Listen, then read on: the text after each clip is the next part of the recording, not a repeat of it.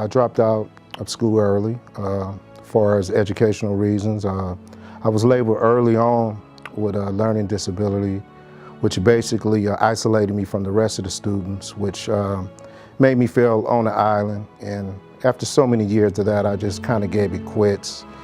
And from there, I ended up on the streets. I'm a first-generation college student, college graduate. See, my future has sort of been preordained by my siblings and parents. My dad had a second grade education. My mom didn't make it past the 6th grade. My brothers and sisters didn't make it past high school. So no one in my family really went to college. No one in my neighborhood ever talked about it. So it really wasn't expected for me to go to college. When I was in high school, I was abused. I had gone through several abuses in my life, types of abuse, you know, like I went through emotional abuse, verbal abuse, physical abuse, sexual abuse. And by the age of 12 to 13, when I was in 8th grade, I started trying drugs. And I turned to drugs for closure and numbness and to forget, just to forget.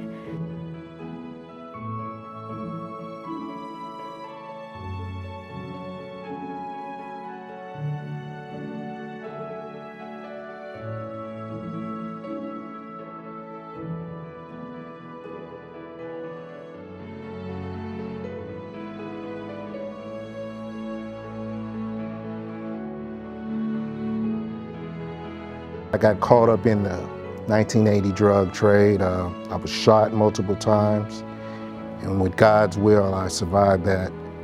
And my mother talked to me while I was in a hospital and told me I need to get my life together, which I did. And this journey brings me here with you today. So in a sense, I'm starting over because at San Jose State, I majored in advertising.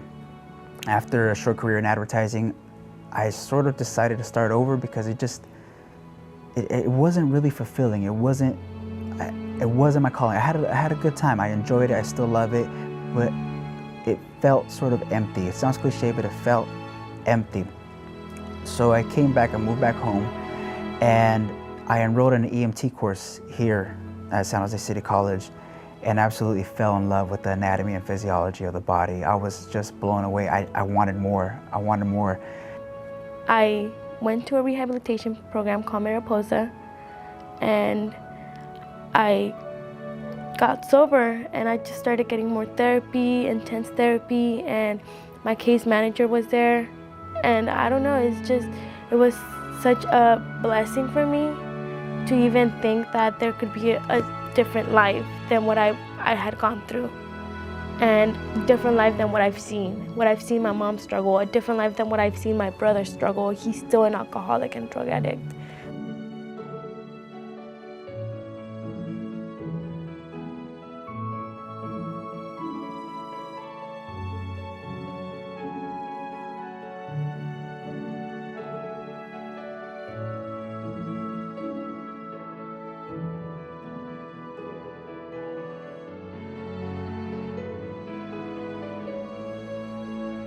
Because of San Jose City College, I'm able to fulfill the prerequisites at an affordable cost versus a 4-year or post-baccalaureate program.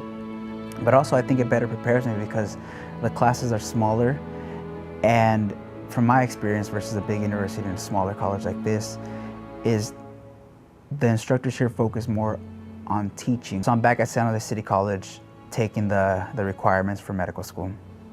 I feel like women are really victimized and not much is done about it.